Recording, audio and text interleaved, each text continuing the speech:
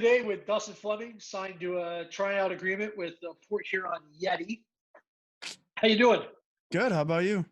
Good, good. So, got a tryout agreement to go to the Yeti through the free agent camp combine, right?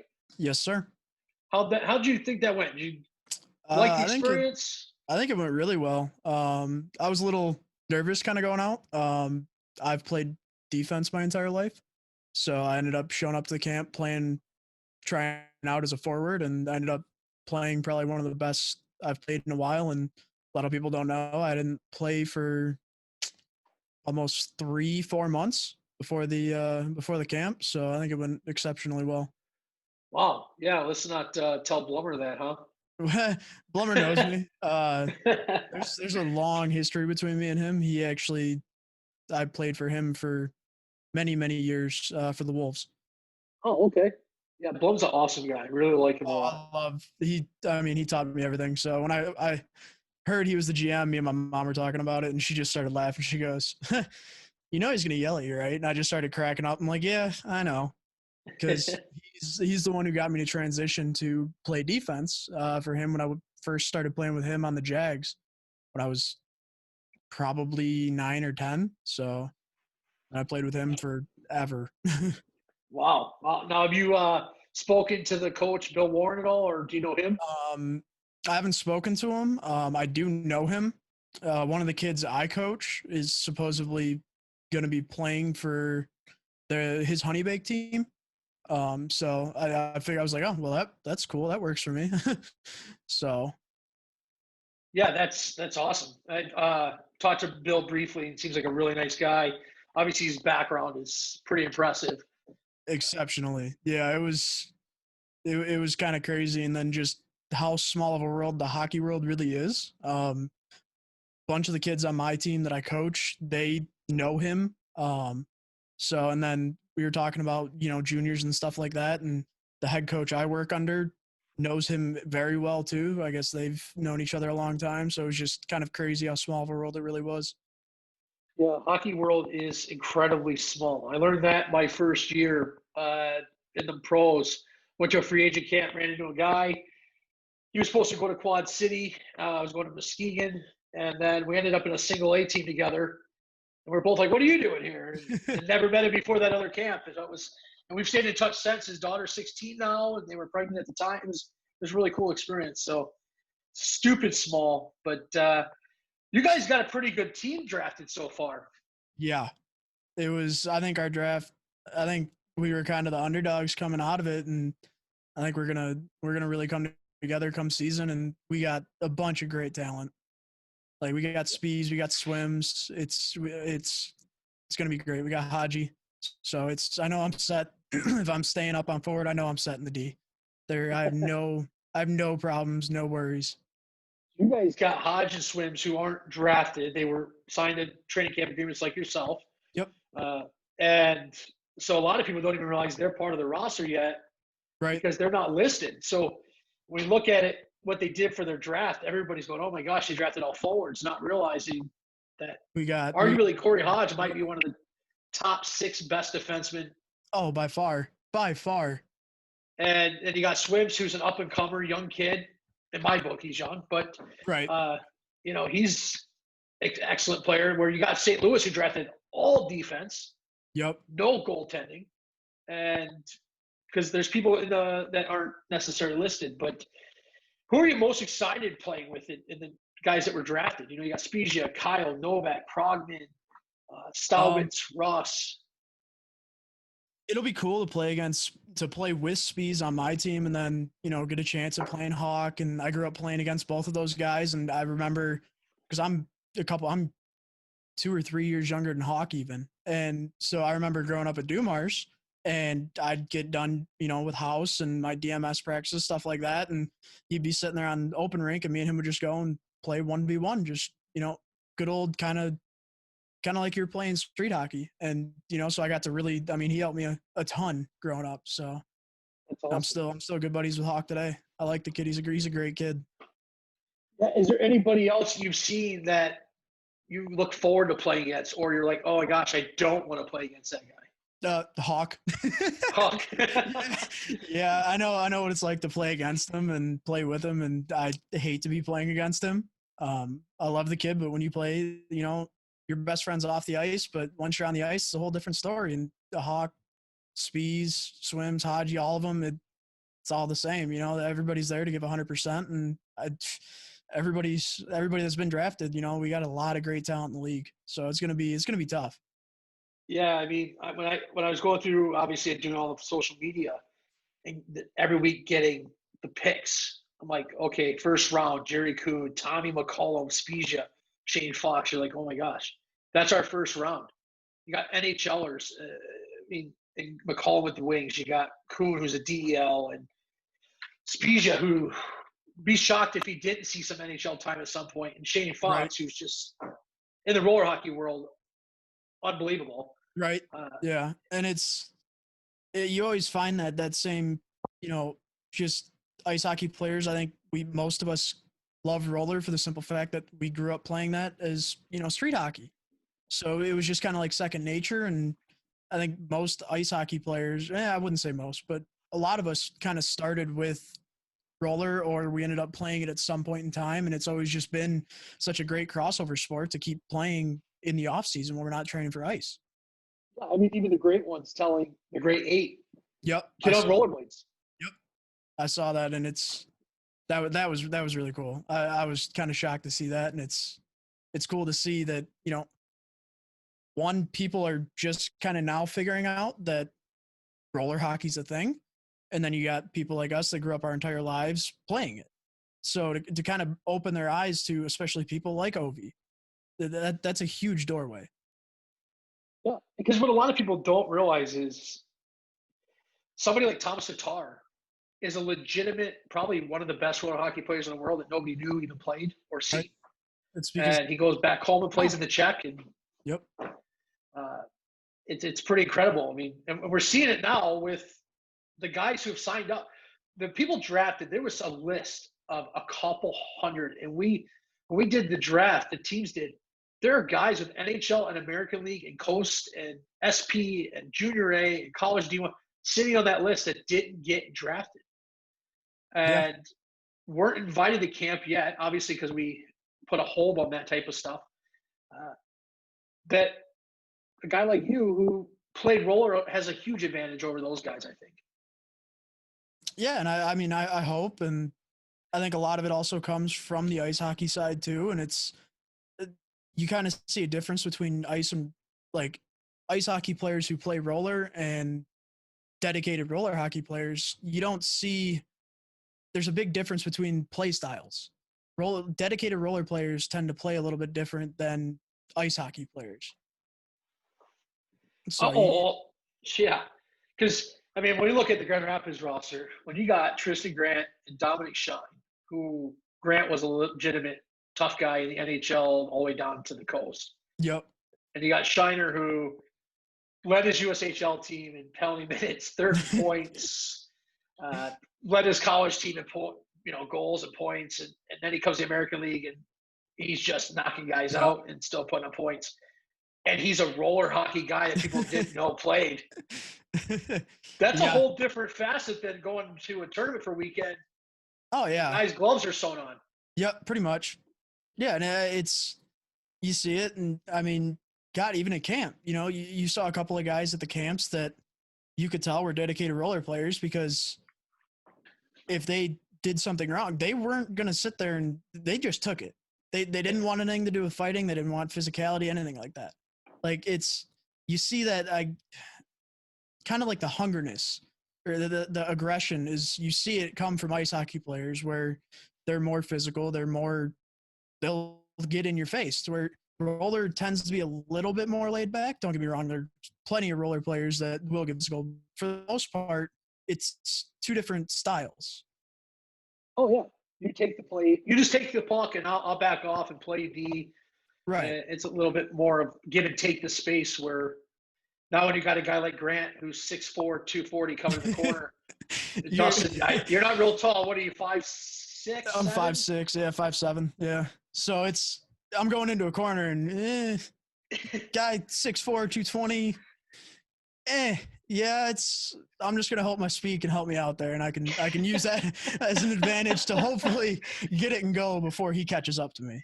Yeah, yeah. And obviously with body contact, like you found out in the camps, it's not body checking, but it's still it's a different game. It's we still, obviously want the finesse and the goals, but we want that high tempo, high competitiveness. And like you found playing for in the league the second season, it gets physical. I mean, Oh were yeah. you in the game with the Yep. Stussy and Yep. Yeah. I was sitting there and I got basically put on Purcell, and they were like, "Hey, you're the fastest. You're shadowing him." I'm like, "Oh, okay." And so me and Purcell were just kind of chit chatting, whatever, because I played with Purcell on the Stars and stuff like that, and me and him thought it was funny because we were just BSing or whatever, and he's like, "Yeah, they're coming after him." I'm like, "Yeah, they're not gonna do anything." He's like, "Yeah, I'm not trying to fight." And then I get off. Me and him both get off. He gets back on, and it all hell broke loose. Like I'm sitting there on the bench, and everything goes crazy, and all of a sudden I just hear the boards banging because I just stepped on the bench. I turn around, and all of a sudden there's a pile out front, and Stutz is just haymaker in the other tendy. And I'm like, what did I miss? What started this? What? I'm just sitting there like, okay, all right, Stutz. Like, but a lot of people didn't know Stutz. He will not back down. He likes fighting. He's into MMA. I love Stutz. He's a great goalie, and I mean the kid's hilarious. But if it comes down to throw it down, he's down. He doesn't care. I was at the game, and all of a sudden I broke out, and I went over to the other side, obviously, to make sure everybody was okay. Mainly Collier, and his eye was swollen shut by the time I got there, and somebody goes, "Hey, you realize Stutsky fights MMA?" Yeah. And I'm like, "What?" And Collier goes, "What?" It's like, "Yeah, it looks like you picked the wrong fight." Yeah, pretty much. I mean, and then you got a guy like Bear. I mean, the guy's 6'4", and he's the same type where he doesn't care. Like, he's a big teddy bear. He's a great guy, but if you get under his skin, he's gonna come after you, and he knows how to use his body weight. He's a big guy, and then you got Stutz. I mean, the kid really knows how to fight, and I remember looking through the glass, and we're all sitting there. We're all like, God, dude, his eyes purple already. Like, it's been 2 seconds since he stepped off the rink. Yeah. So yeah, that was a fun game. So yeah, you guys had definitely a rivalry because even when Cam Jorgensen came in for the Stars, and Stan Bursky on your team was running his mouth. Yep. And he came to the bench, and I was doing the music for the game. I said, "Stan, what are you doing, bud? You might want to calm down." He's like, he's not going to do anything. Now, I know Cam from scouting him when he was in juniors. Every camp I went to or tryout, he fought, and he destroyed guys. Yes. I'm like, you might want to stop. And then he just pummeled him. He came back to the bench. Stan Bursky goes, "I think I ran out to the wrong guy." I told you that. It was I don't know, it was a great year. I was up and down because at the time I was just out of high school. I was 18, 19. So I was constantly, I was playing and then I wasn't playing. So, but for me, I had just come back from an injury. So it was kind of nice to be back playing again. So it was, for me, I didn't mind. I got my ice time. I got to, prove that I can hang with the big guys because most of these guys are 23, 24, 25 at the time. And me, I was 18. So what do you look forward to the most coming back with what we've developed here? The high level of play, honestly. Tournaments are fun, but it's not the same. You don't get the rivalries. You're playing different people. Most of the time, you're playing teams from out of state and stuff like that, to where a lot of these guys that got drafted, got picked up, we all know each other, and we all want to prove who's better. So there's that high level of competitiveness, and that's what I look forward to. That's what I miss, is that just high paced hockey and just getting into it. Honestly, just constantly, going into a corner and sitting there jaw jacking the guy while you two are wrestling for a puck, and just talking crap to each other, whatever it is. Just the experience that comes with high level hockey. Yeah, absolutely. So you're going to go to St. Louis and play. It's a 9,600 seat facility. And the chances are opening night at minimum is going to be sold out. Maybe opening weekend. It might be you show up on a 2 weeks later, there's 5,600 people in there. And they have signs that Fleming, you suck. Fleming, I can't stand you, just chirping you. How is that experience going to feel? What do you think? Oh, it makes you want to play even harder. I want to put it right back in their mouth. Nice. Now you show back up at home, and you got kids in the stands with Fleming jerseys on. You ever had anything like this before? No. No. Nope. Exciting. I think the biggest crowd I've ever played for is probably back in high school. Honestly, okay. We made it to, I think, state quarters my senior year. So other than that, not really. When I went to juniors, I ended up tearing my MCL the first year I was there before season even started, and so that was a long recovery. But I'm back now. I'm healthy, and it's good. It feels great to actually be able to play 100% again. That's awesome. I'm glad you feel better now. It's this is a lot of fun. I think we're going to have a lot of good things happening. We've got a lot going on. What is something that people don't know or might find interesting? What's something interesting about yourself that fans might be able to relate to you better? I'm a huge car nut. I love my vehicles. I love cars. I like wrenching. It's been my hobby since I was a little kid, and my mom's not a giant fan of it, so taking too much space up. But thank God I got my own place now, so I can kind of get that off her back, and she can get off mine about it. But yeah, I love wrenching. I love going fast. I like being at the drag strip, stuff like that. I like adrenaline. So what do you drive? I got a 2016 Dodge Cummins that's built. I got a 2007 Corvette that's pro-charged, makes 700 horse, and then I got a 2019 Ford F-250 that's my daily driver. That's the tow pig. It does everything, and I mean, trailers going to work, whatever it is, I put that thing through the ringer. So. Now I got to say, out of all these that we've done, obviously you have the best rig set up. Oh, thank you. With your racing chair and your professional microphone. Yep. I started streaming way back when, like middle school days, when Call of Duty Modern Warfare 2 was massive. So I streamed when I was younger or whatever, and played that like any other young kid. And then as I got older, I played PS4. I streamed here and there, but we didn't have the greatest internet, so it was hard. But now at my house and my mom's house, I have fiber, so I can actually stream again. And so I'm trying to get back into that, but this is the only thing that isn't broken down at the moment, because I'm right before the coronavirus hit. I was in the middle of moving to my new house. So like I got stuff kind of in between. It's just, yeah, so that kind of sucked, but hopefully next couple of weeks I'll be able to get everything kind of moved in and get set up at my actual setup, because I only got about a quarter of my stuff here. I got my microphone, my camera, and my computer. That's about it. All my other stuff's at my house. Now, do you have a handle that people could follow you at? Yeah. Twitch TV /hockey_. Okay. Twitch so come TV on out and /hockey_. Yep. Cool. Come out, check out, and ask me any questions. Do you have anything? And I'll be glad to answer them. Hang out and chit chat, man. Yeah, kids will probably be on there. What do you play the most?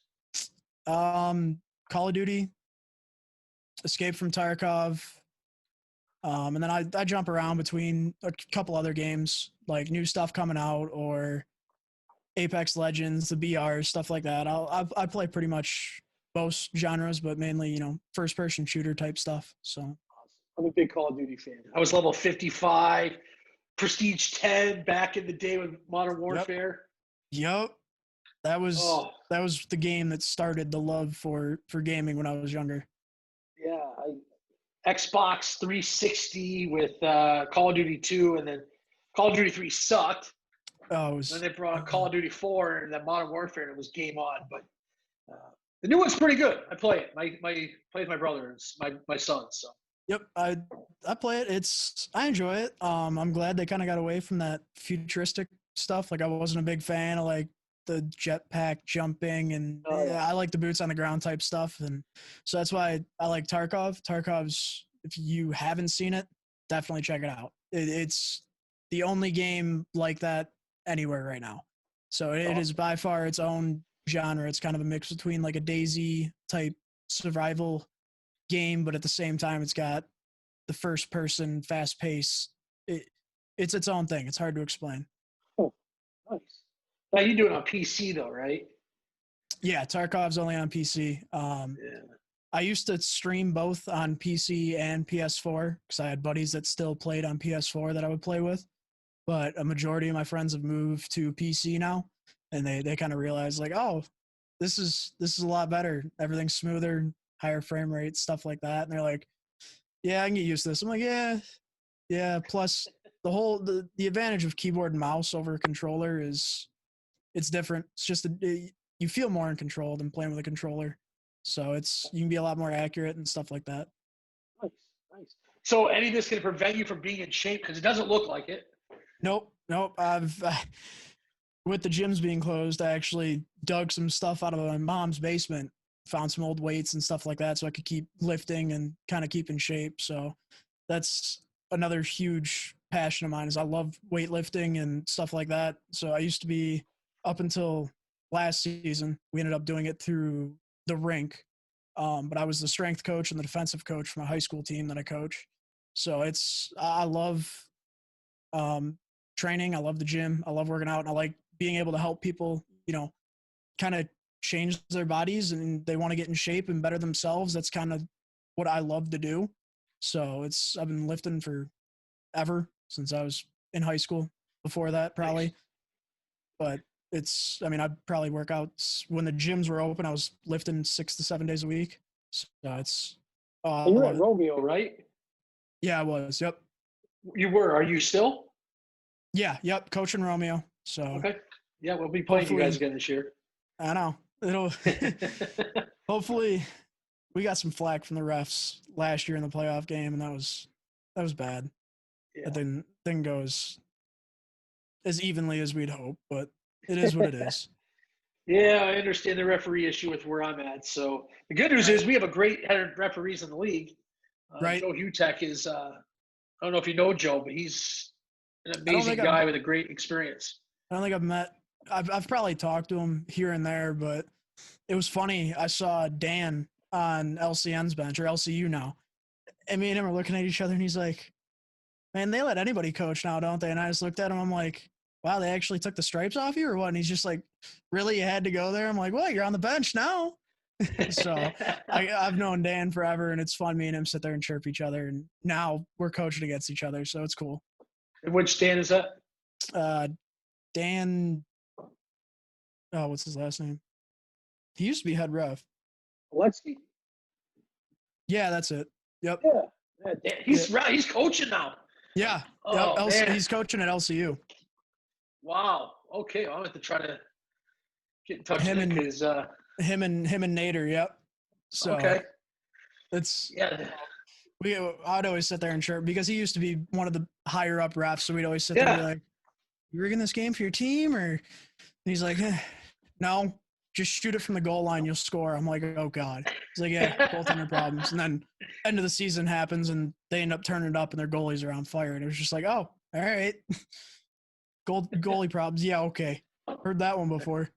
yeah. It's always the goalie's fault, right? Right. Awesome. Easiest scapegoat.